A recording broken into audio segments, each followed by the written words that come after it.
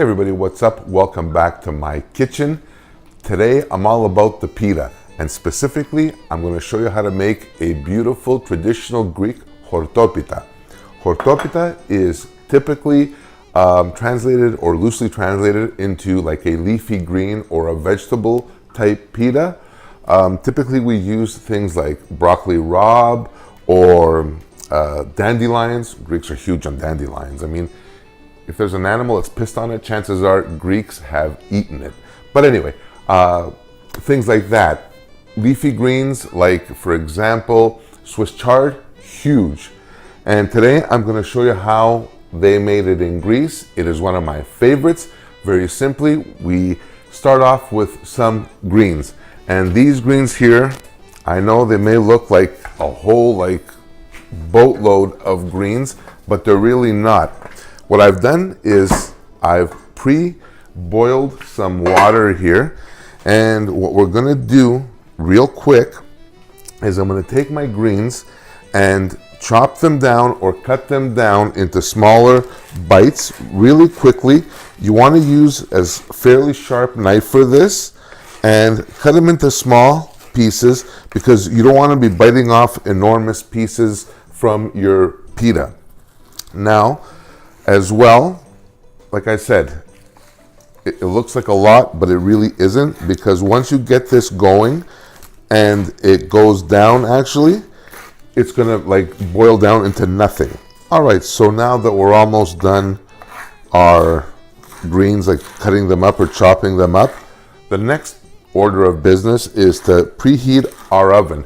At this point, you want to preheat your oven 350 degrees Fahrenheit or about 180 degrees Celsius, and just let that go, and that way it's out of the way. So now all our greens are in here. We're going to put them back on our burner, and we're going to sort of, I would tell you to kind of blanch them or parboil them, but the truth is Greeks don't parboil or blanch shit. When it comes to cooking, we will either boil the crap out of it or incinerate it in heat, but that's the way it is. Really, Greeks typically don't do anything rare or medium rare. That's not our thing. And with these are gonna go for about 10 to 15 minutes until they're pretty well thoroughly cooked. Next part of this now, I'm gonna fire up my element and get that going.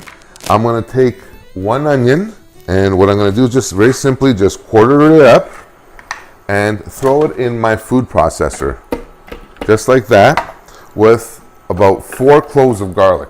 I like going heavy on the garlic. I'm not gonna lie to you, it's just the way it is for me. I absolutely love it. And for this, I'm just gonna whiz this up real quick.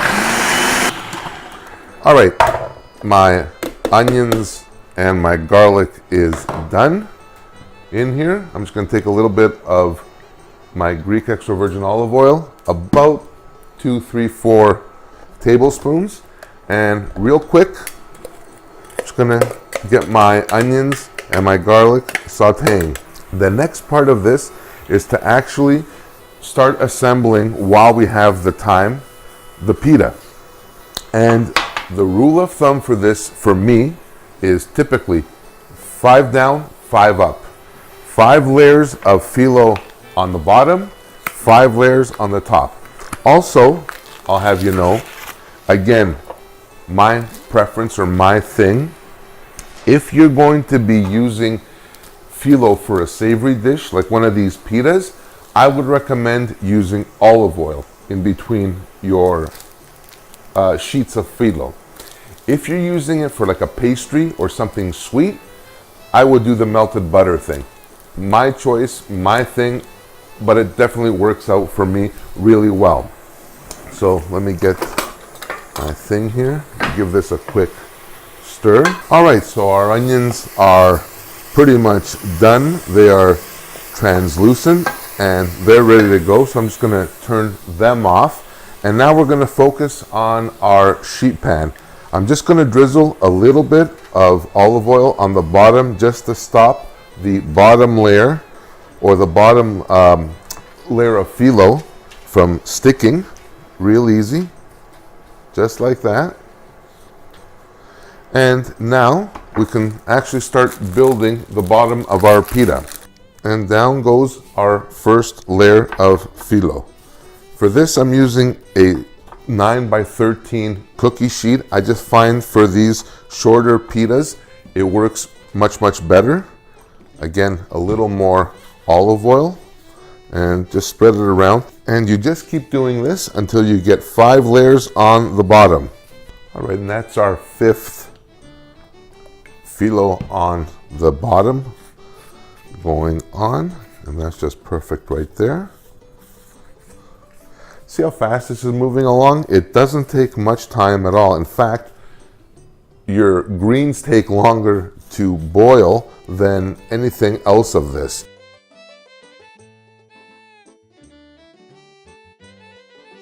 All right, so now our greens are pretty much done. What I'm going to do is take them real quick and carefully empty them into our colander to drain as I get a hortopita. All right, so take this, move this out of the way. That's done. The most important part of this recipe now is to make sure that our horta or our greens are absolutely drained. That we don't want, we want basically as little water as possible. That way we don't get this runny, soupy, shitty thing happening on our pita. So a way to do this is grab something. Let me see if I can, oh, this will work. Grab like a spoon and push down on your horta until you get as much water out as possible. And that's the whole name of the game here. So leave those there right now, let those drain. Turn on our heat back onto our onions and our garlic here. We want to bring these up to temperature now because we're going to incorporate our leafy greens into our onions. All right, so now that our leafy greens are pretty much strained or drained, let's put them back, put them back into our onion and our garlic mix there. Perfect. Give those a little stir. So you want to incorporate the onion and the garlic and all that deliciousness in there. And that's perfect. We don't have, if you notice, there's not that much water in here at all, and that is absolutely perfect. That's exactly what we want.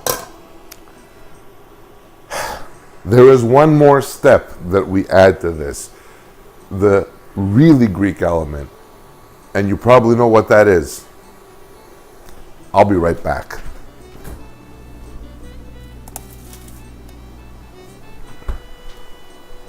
Ta-da! The feta. My dear friends, we cannot forget the feta. And what we're going to do to this is crumble the feta into this and just mix it in just till it incorporates. In fact, what we're going to do is actually turn the heat off so there's no heat to this. And very simply, just start crumbling the feta into our horta. And again, this is just rustic cooking, big chunks, little chunks, it really doesn't matter. We just want to incorporate that in there. And you're talking about maybe 100 grams of feta. Nothing too much. Leave that there. And that's awesome. Perfect, just like that. Grab some paper towels. Can't stand working with wet hands in the kitchen. And what I'm going to do is just real quick, just mix our greens with the feta. Oh my God. This is absolutely fabulous. And you can use, like I said, anything. You could even use, like, what the hell, the bok choy. Use bok choy. You can use, like I said, collard greens. You can use anything that's leafy green will pretty much work in this as well. So that's our mixture right there, our filling, and it's absolutely fantastic. It's absolutely ready to go. So what do I do now? Let me show you what I'm going to do now. Take this and just pour it in the middle.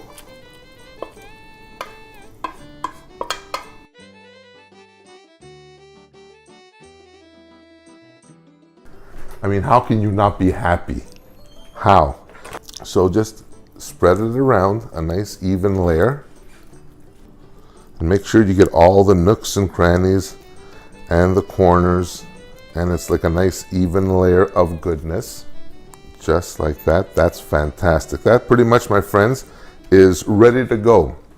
So now, in keeping with our Phyllo, 5 down, now we go to 5 up, and the same deal applies. Now, I will tell you before I actually go and do my Phyllo here, I'm actually going to give this a very light drizzling of olive oil, just over it, just to give it that little kiss of Greekness, or added Greekness.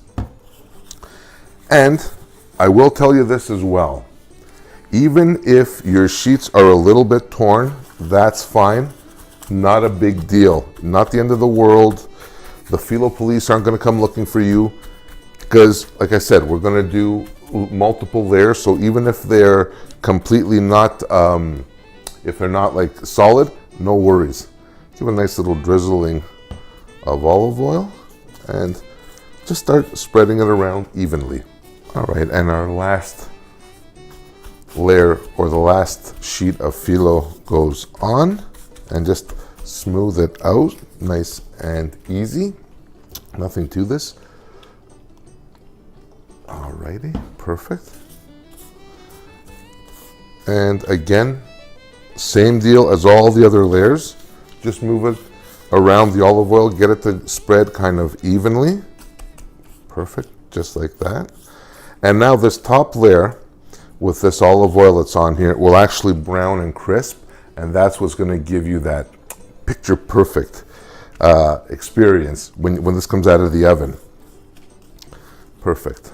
And now you just take your sides now and just roll them inwards, so like you're folding them in. Nothing to this, just like that, all around.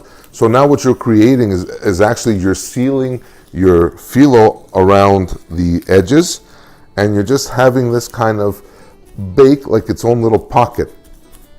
Perfect. And now for that added little bit of crispiness, this Phyllo here on the top will actually crisp up even more so now with the extra olive oil. So now, my dear friends, that's it. Ready to go. We're going to pop this into our 350-degree oven for about 25 to 35 minutes. Keep an eye on it. You want the top of this to become that beautiful golden brown and crispiness without kind of having it burn. That's a no-no. So I'll see you guys in a bit.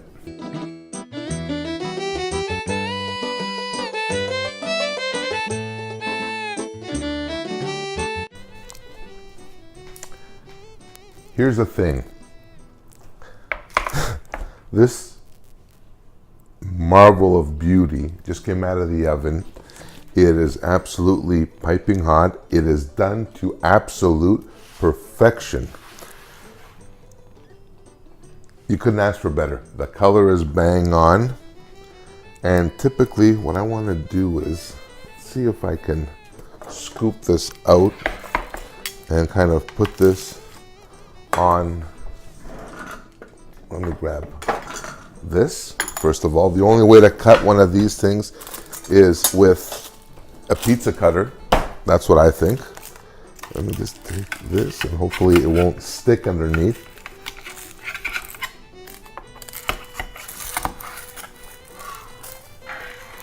Oh yeah.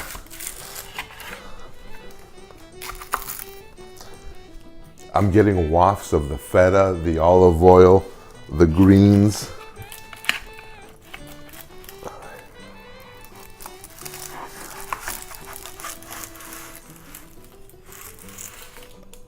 Who's your daddy? Perfect, absolutely perfect. It is done to perfection. I couldn't ask for anything more. Here's the thing. out of like a 9 by 13 pita, you're gonna get 8 generous dinner-sized portions. Accompany this with a salad or whatever. Perfect. So let's just see what's going on here. There's that crunch, baby.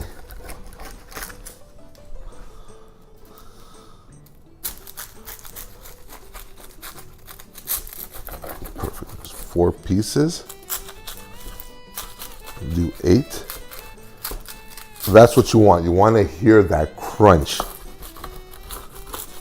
Perfect. Look at this. Phyllo is like flying all over the place. That's exactly what you want. Perfect. You know what? I'm going to take a little bit of this. And there goes something that just fell over. And real quick, I'm just going to take a piece. Now, look at this. Look at this beauty. I'm gonna grab a fork and I just wanna go through this with you. Like, look at this. You hear that? Look at that. That's exactly what you want. It's all done inside. Okay, it's really, really hot. But I don't wanna wait. I wanna try this. Oh my God.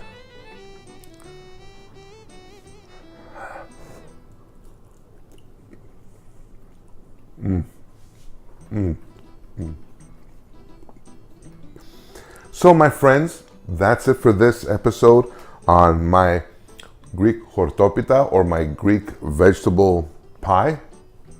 Very easy to do, a few simple steps, and you'll be pleasing a crowd. And it's vegetarian. It may not be that keto, but it's vegetarian. So until next time, I thank you very much for watching. I appreciate your time in watching this video. Please hit the like button if you really did like it. Subscribe if you haven't already. Share this video because it's fantastic to be able to experience food from other cultures and just share in different experiences. So until next time, I'm Ken, aka The Lazy Gourmet. Thank you very much for watching. Bye for now.